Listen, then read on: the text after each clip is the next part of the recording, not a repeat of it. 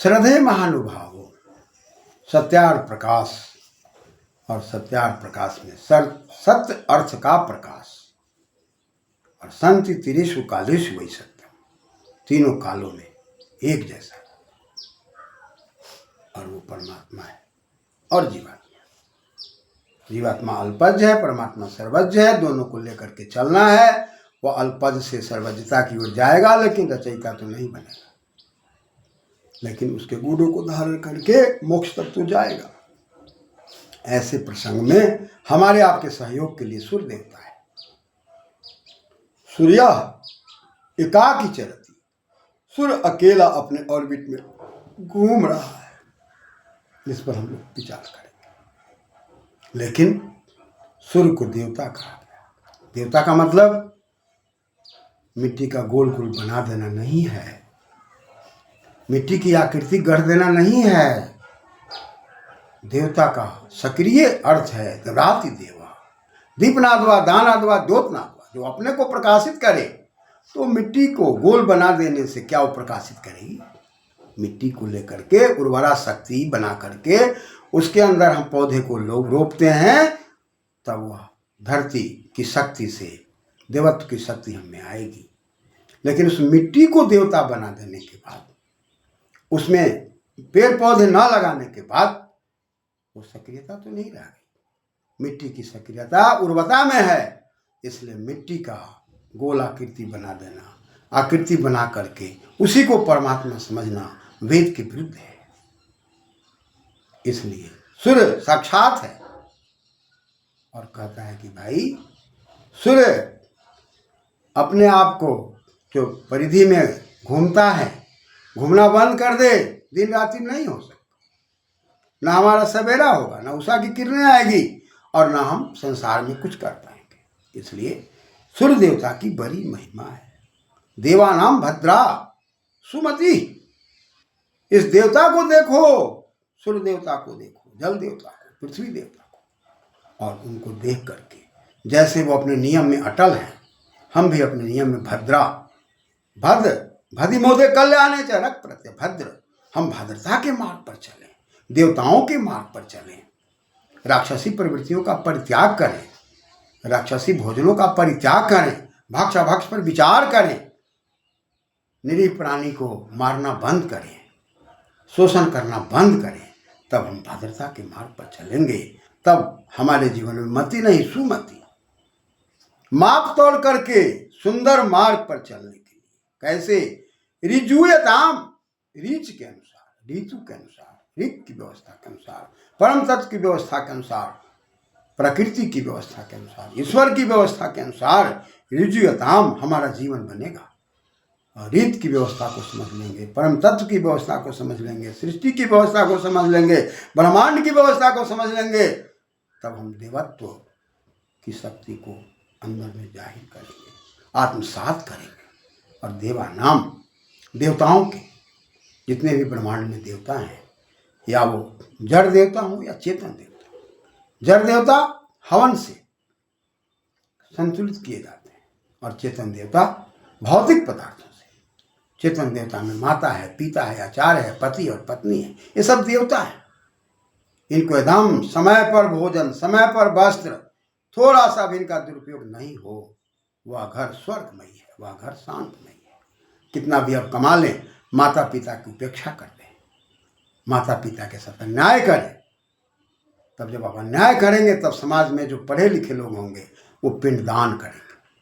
पिंडदान को आप समझ नहीं पाए, पिंड है और संघात अर्थ में, यानी कि समाज के अंदर जब माता पिता की उपेक्षा होने लग जाए, तो समाज का 10 आदमी 20 आदमी बैठे, और बैठने के बाद जबरदस्ती उसको भोजन दिलाने की व्यवस्था करे, माता पिता को कपड़ा दिलाने की व्यवस्था करे। समाज में कोई भी व्यक्ति घर में अन्याय कर रहा है, 10 आदमी मिल करके उसके बेटी बेटा को ताड़ना करे कि तुम अन्याय कर रहे हो, समाज उसकी ताड़ना करे।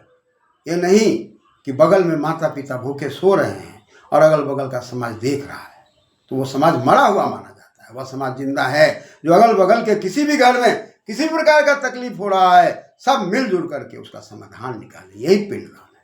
दियते दानम पिंडति पिंड, दबाव डाले, ये पिंडदान है। इस पिंडदान को न समझ करके जो कोरी कल्पना की गई, जिससे बहुत बड़ी हानि हुई देश को, समाज को, इससे बचाने की जरूरत है। इसलिए इस देवता को, चेतन देवता को और जड़ देवता को, दोनों को संतुलित करना है। चेतन देवता को भोजन छाजन से और जड़ देवता को हवन के द्वारा।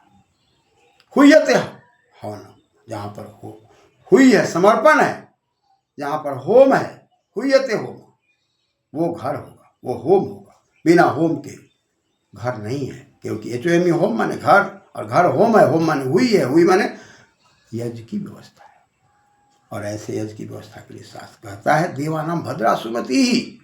देवताओं में जो भद्रता के गुण है, देवताओं में जो कल्याण के गुण है, मोद के गुण है, आनंद के गुण है, सुमति तुम्हारे मति में आना चाहिए। ऋजुयता, रीत की व्यवस्था से अलग हट करके नहीं संभव है।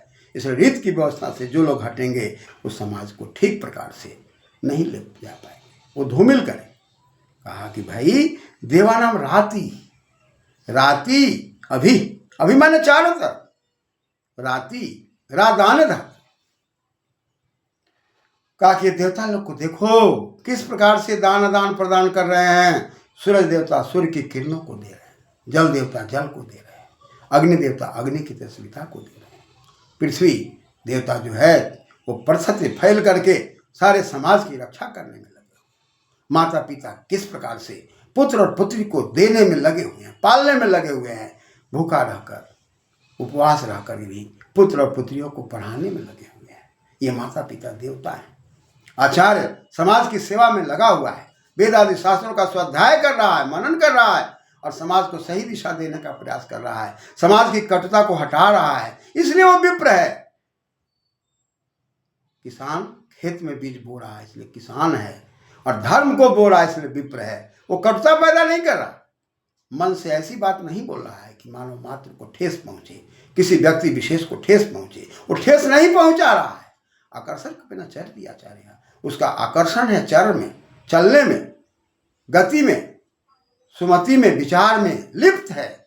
उसकी वाणी हर प्रकार से प्रौढ़ वाणी है, उसकी वाणी में कहीं विचलन नहीं है। ऐसा आचार्य माता जो मान सम्मान दे रही है, पोस रही है, पाति पिता, ऐसे माता पिता आचार्य, पति और पत्नी जो रक्षा करने में लगे हुए हैं, ये सब चेतन देवता। और उधर जड़ देवता में 33 देवता की बात आती है, और उस 33 देवता के साथ जब हम जुड़ते हैं तो उस 33 देवता में वसु हैं, जिससे हम बसे हुए हैं। सूर्य है, चंद्रमा है, पृथ्वी है, नक्षत्र, ये सब आदि 8 है जो हमको बसाते हैं। और रुद्र देवता, रुदयति रुद्रः, जो हमको रुलाते हैं। प्राणायाम की क्रिया हम नहीं जानते, योगाभ्यास की क्रिया नहीं जानते, खान पान को आयुर्वेद नहीं रखते, प्राण अपान व्यान उदान कृकल धनंजय करुण देवदत्तमान, ये गया रुद्र देवता है। ये हमको रुलाते रहते हैं, परेशान करते रहते हैं। अतः प्राणायाम की कला सीख करके रुद्र देवता को संतुष्ट किया जाए।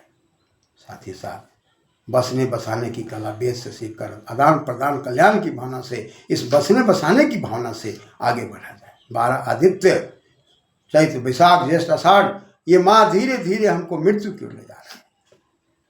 ये चैत्र के चित्र विचित्र संसार है, और विशेष शाख वाला संसार है। ज्येष्ठ जो हमको ज्येष्ठता की ओर ले जा रहा है, अग्रसर की ओर ले जा रहा है। आषाढ़ हमको आशा दिला रहा है। श्रावण में श्रावण हो रहा है। कार्तिक में कृतिक की बात हो रही है। अश्विन में अश्विन देवता, माता पिता 2 देवता मिलकर अश्विन एक साथ मिलकर के समाज की सेवा कर रहा है। शीर्ष पर्यंत जाने के लिए मार्ग, शीर्ष मार्ग हमको दिखा रहा है। और हेमंत है। इस प्रकार से सब ऋतु और महीना सब हमको मिला करके अग्रसर कर रहे हैं। और भाद्र भद्रता की ओर ले जा रहे हैं, मोद की ओर ले जा रहे हैं। पुष हमको पौष्टिकता प्रदान कर रहे हैं, और हमारा चाल चलन आचरण बिगड़ रहा है तो धीरे धीरे हमको मृत्यु की ओर ले जा रहे हैं। एक तरफ पुष्टता की ओर ले जा रहे हैं, और एक तरफ हम मृत्यु की ओर ले जा रहे हैं।